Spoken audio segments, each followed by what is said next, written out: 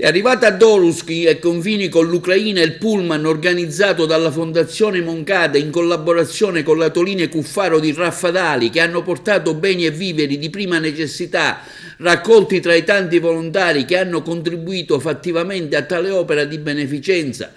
L'iniziativa ha visto anche la collaborazione della squadra della Fortitudo con i suoi giocatori che hanno sensibilizzato il pubblico durante le gare a fare le proprie donazioni.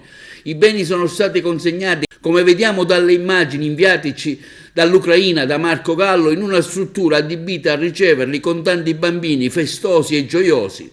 Il viaggio al momento di ritorno sta proseguendo con circa 50 passeggeri ucraini che verranno in Sicilia e saranno ospitati presso delle strutture private e altre messe a disposizione dallo stesso Moncada. L'arrivo è previsto per domani a Porto Empedocle nella mattinata.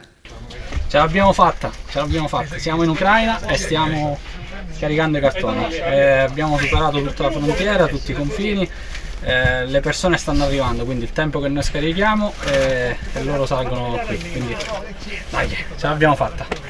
Okay. Visto che ci hanno fatto delle richieste di beni di prima necessità, cioè pannolini, fazzoletti, roba per lavare, quindi detersivi, dentifrici, abbiamo preparato questi, invece di darli al fronte li daremo direttamente a loro e li aiutiamo. Li riportiamo. No, facciamo dei ghiacci. No.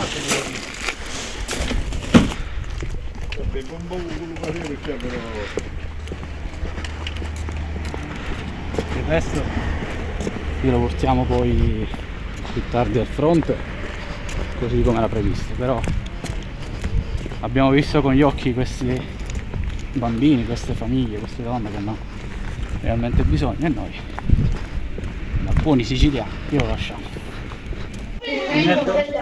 О, каже, молодец. Давай кулачок, вода. Questo è quello che potevamo. Sì, grazie. Molto gentile. Qui come puoi vedere c'è l'offerta. Sì, sempre.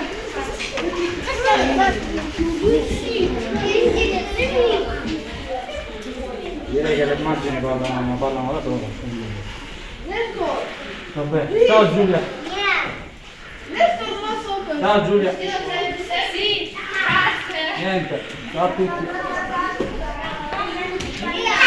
E Amoni, si ritorna, si continua questo viaggio. Immagini forti.